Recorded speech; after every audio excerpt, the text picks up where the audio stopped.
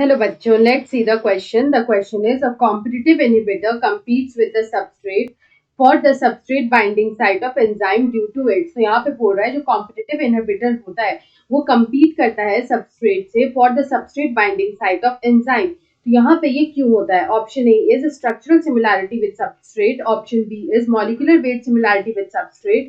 Option C is larger size than that of substrate and option D is all of the above.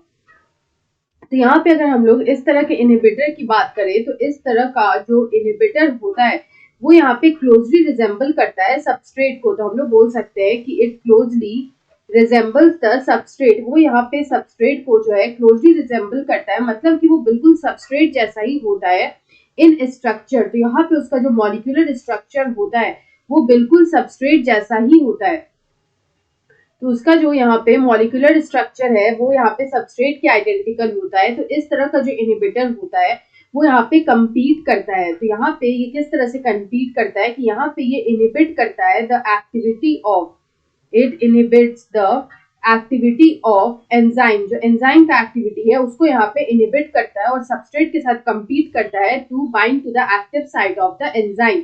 तो इस तरह का जो inhibitor होता है इसको हम लोग बोलते हैं competitive inhibitor. Such inhibitor is known as competitive inhibitor. और इस तरह का जो इनहिबिशन होता है इसको हम लोग बोलते हैं कॉम्पिटिटिव इनहिबिशन। अगर हम लोग यहाँ पे एग्जाम्पल लें तो एग्जाम्पल के लिए हम लोग बोल सकते हैं यहाँ पे जो इनहिबिशन होता है, इनहिबिशन जो होता है ऑफ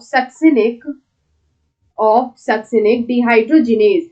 तो सक्सिनिक डिहाइड्रोजिनेज जो है उसका यहाँ पे इनहिबिशन होता है और ये होता है बाय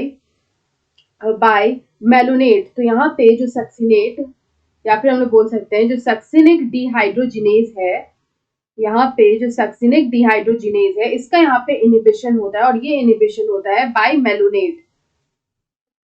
मेलोनेट। और ये जो मेलोनेट होता है, this malonate it closely resembles the substrate. ये यहाँ पे क्लोजली रिजेंबल करता है सबस्ट्रेट को और जो सबस्ट्रेट है वो है सक्सिनेट।